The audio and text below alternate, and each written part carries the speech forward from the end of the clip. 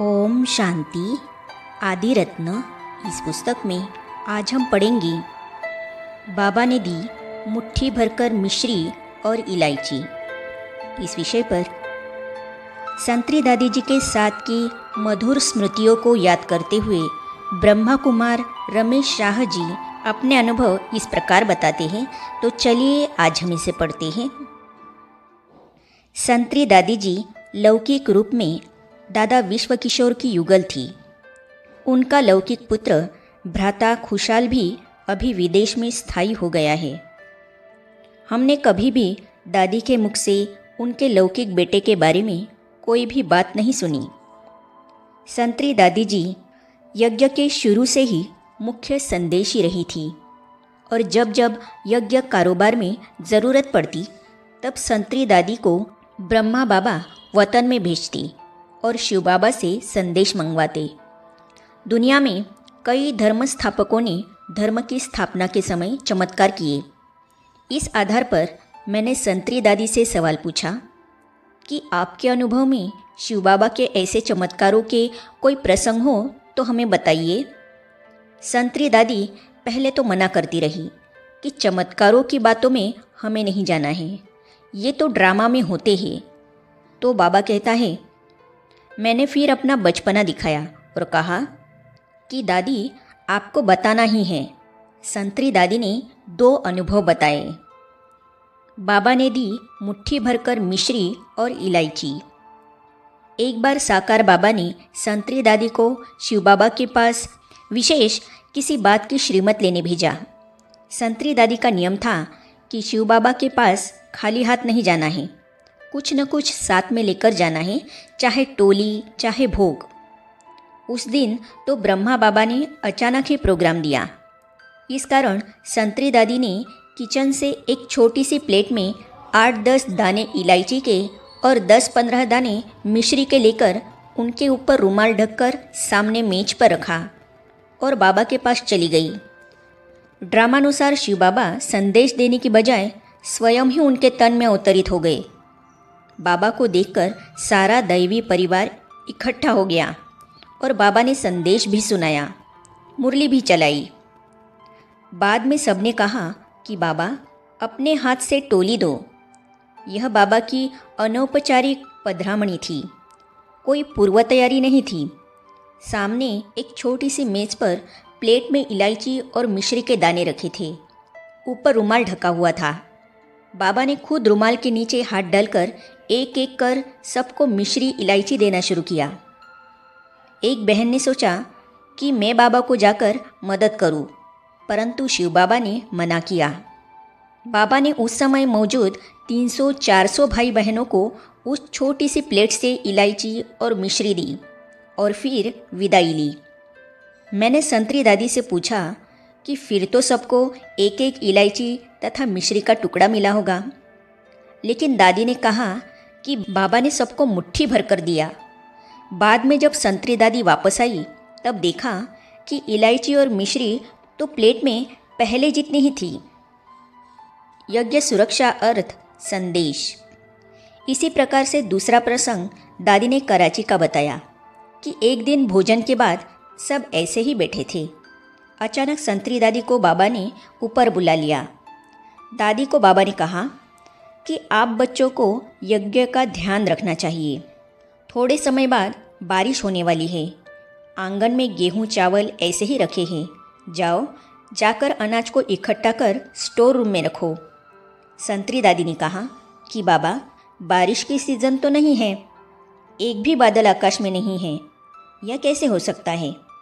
बाबा ने कहा मेरी बात मानो, नीचे जाकर अनाज समेट लो। संतरी दादी नीचे आई, सबको कहा कि बारिश आने वाली है। सब हंसने लगे। फिर दादी ने बाबा का डायरेक्शन बताया तो सबने अनाज इकट्ठा करना शुरू किया। जैसे ही अनाज इकट्ठा कर स्टोर रूम में रखा, जोर की बारिश आई। इस प्रकार से बाबा ने अपने यज्ञ की सुरक्षा की। संतरी दादी को श्रद्धांजलि देने के लिए उनके जीवन का एक महान प्रसंग लिखे बिना मैं नहीं रह सकता। यज्ञ के लिए किया गया उनका यह त्याग उनकी सबसे बड़ी महानता थी। बात बड़ी विचित्र है, पर फिर भी उनके प्रति श्रद्धांजलि अर्पण करने के लिए न सिर्फ मेरी परंतु सारे ब्राह्मण परिवार की श्रद्धांजलि अर्पित करने के लिए यह बात लिखनी मुझे ज़रूरी लगती है। 19 जनवरी को पहली अव्यक्त मुरली। जब से यज्ञ की स्थापना हुई तब से यज्ञ की मुख्य संदेशी अर्थात चीफ ट्रांस मैसेंजर होने के नाते हर एक छोटे बड़े प्रसंग पर संतरी दादी ही अव्यक्त बाप दादा से संदेश लेकर आती थी। 18 जनवरी 1969 को ब्रह्मा बाबा अव्यक्त हुए। धीरे धीरे सारा दैवी परिवार चारों दिशाओं से माउंट आबू आने लगा। 19 जनवरी शाम के करीब 7 बजे हिस्ट्री हॉल में हम सब इकट्ठे हो गए। अचानक संतरी दादी को खींच हुई।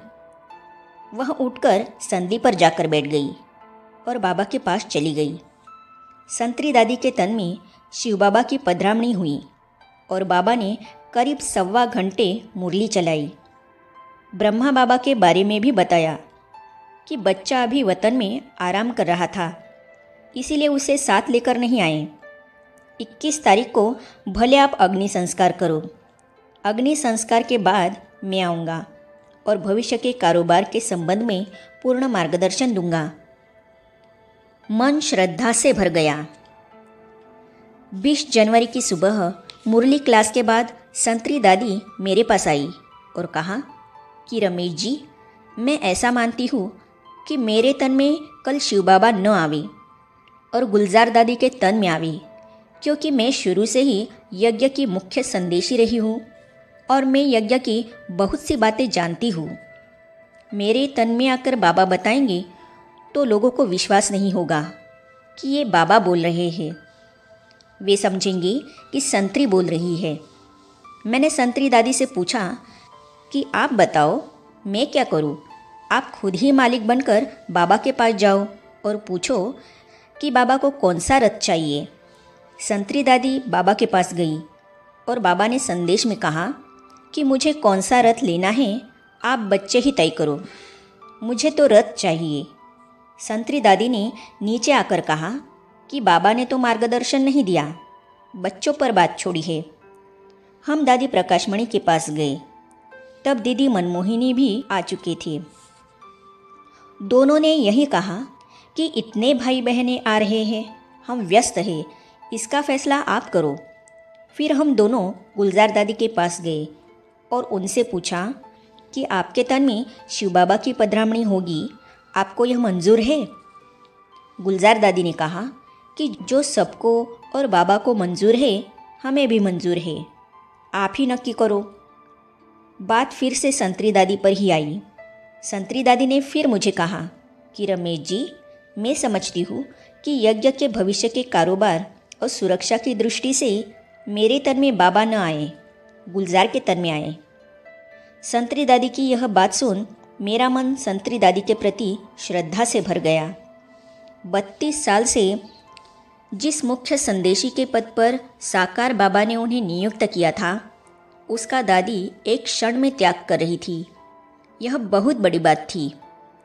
हमने दादी को कहा कि दादी, आपके इस त्याग के लिए सारा यज्ञ आपका सदैव ऋणी रहेगा।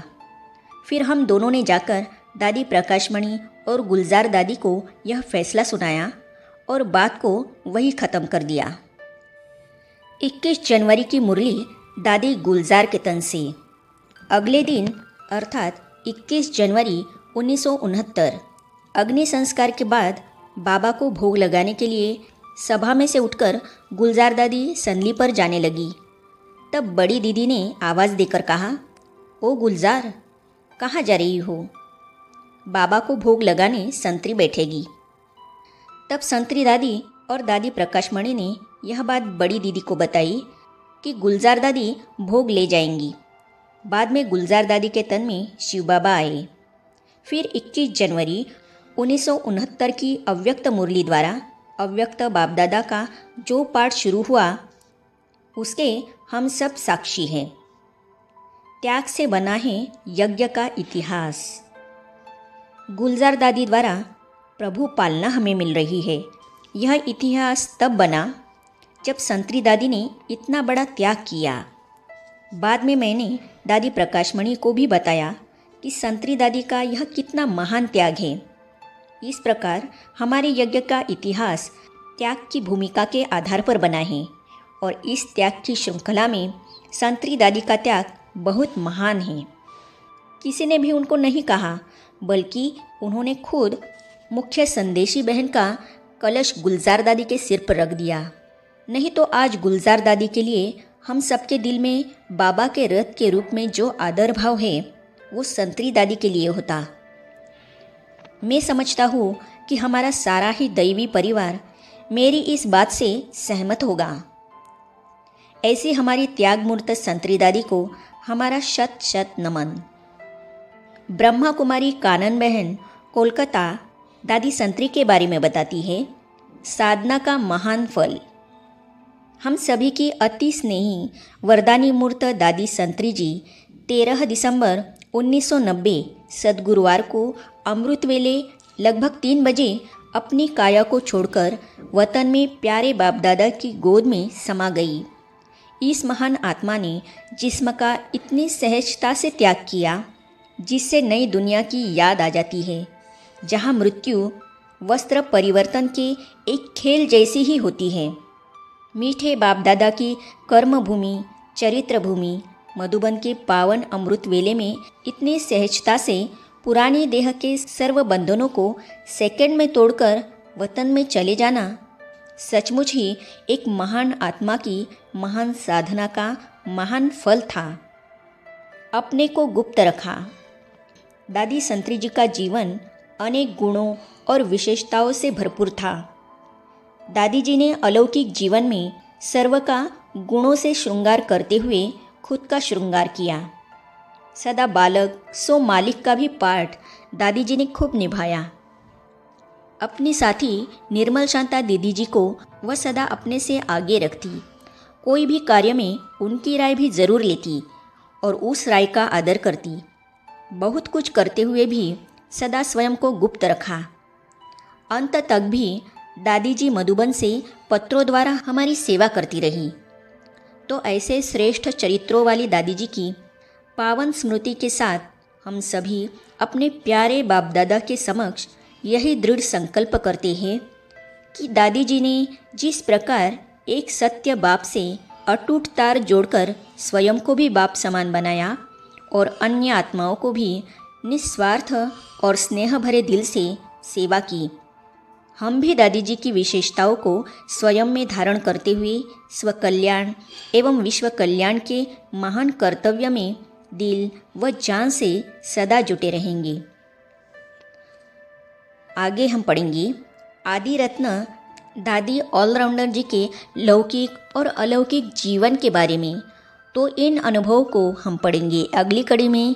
तो ये जानने और पढ़ने के लिए इस चैनल को सब्सक्राइब करने के साथ ही साइड में जो बेल आइकॉन है उसे भी क्लिक कीजिए ताकि आने वाली सभी वीडियो और अब तक की सारी वीडियो आप तक पहुंचती रहेगी। ओम शांति। तेरी याद का अमृत पीते हैं, तेरी याद का अमृत पीते हैं, तेरी याद में जीते हैं बाबा, तेरी याद में जीते हैं बाबा, तेरी याद का अमृत पीते हैं, तेरी याद का अमृत पीते हैं, रहे याद सदा ही साथ तेरी, रहे याद सदा ही साथ तेरी, बस और न हम कुछ चाहेंगे, बस और न हम कुछ चाहेंगे, तेरी याद का अमृत पीते हैं, तेरी याद